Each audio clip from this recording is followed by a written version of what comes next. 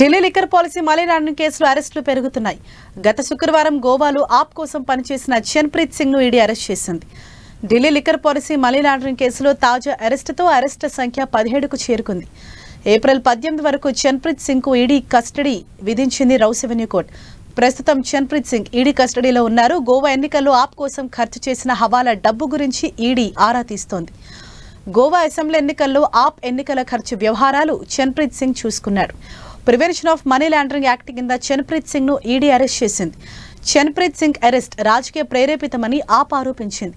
చన్ప్రీత్ Singh 2021 August నుంచి జనవరి 2022 వరకు 18 సందర్భాల్లో 17.38 కోట్ల హవాలా డబ్బును క్యాష్ కొరియర్ వ్యక్తుల నుంచి సేకరించినట్లు ఈడీ పేర్కొంది.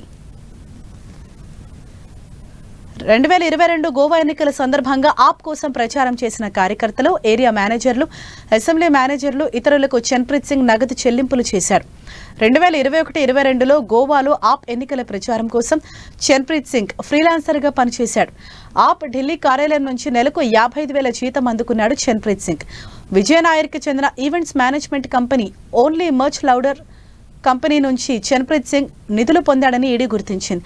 లిక్కర్ పాలసీ కేసు నిందితులు విజయనాయర్, రాజేష్ జోషితో చన్ప్రీత్ సింగ్ కి సంబంధాలున్నాయని ఈడీ పేర్కొంది. సౌత్ గ్రూప్ ఇచ్చిన 100 కోట్లలో 45 కోట్లను గోవా అసెంబ్లీ ఎన్నికల్లో ఆప్ ఖర్చు చేసినట్లు ఈడీ పేర్కొంది. గతంలో మే 2022లో లిక్కర్ పాలసీ అవినీతి కేసులో చన్ప్రీత్ సింగ్ ను సిబిఐ అరెస్ట్ చేసింది.